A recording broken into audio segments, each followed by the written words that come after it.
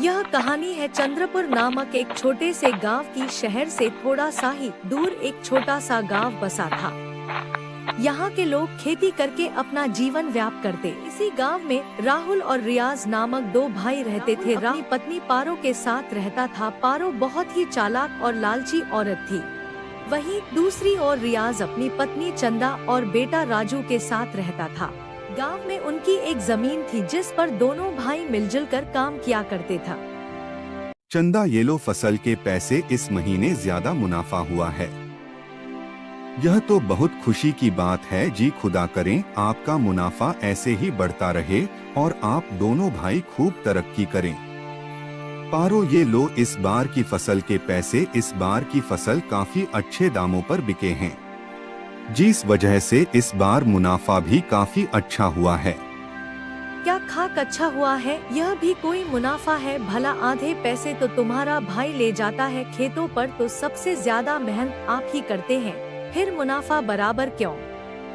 नहीं पारो, ऐसी बात नहीं है। रियाज भी बराबर की ही मेहनत करता है।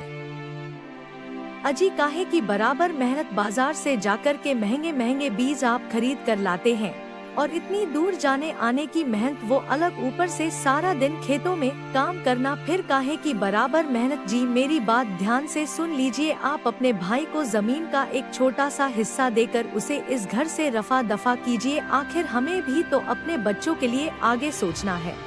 नहीं पारो, मैं ऐसा नहीं कर सकता। तुम मेरी बात समझो, आखिर वह मेरा भाई है।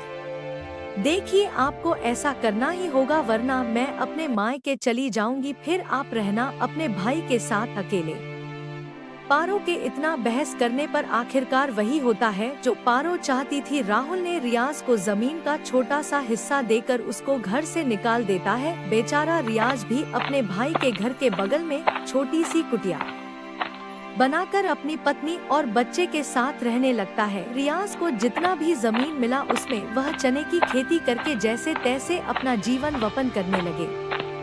वह रोज सुबह खाना खाकर अपने छोटे से खेत की रखवाली करने के लिए जाता है और उसका बड़ा भाई भी अब अपने खेत की रखवाली करने में लग जाता है। दोनों अपने अपने खेत की रखवाली किया करते थे। एक बार बड़े भाई के खेत में कुछ चिड़ियां आ जाती है।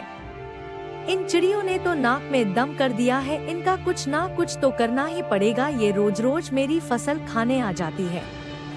राहुल उन चिड़ियों को डंडे से मारकर भगा देता है। अगले दिन वह चिड़िया छोटे भाई के खेतों में दाना खानी आती है।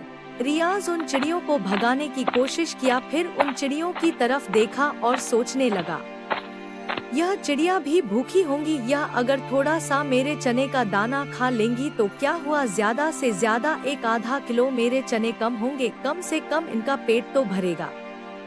ऐसा कुछ दिन तक चलता रहा।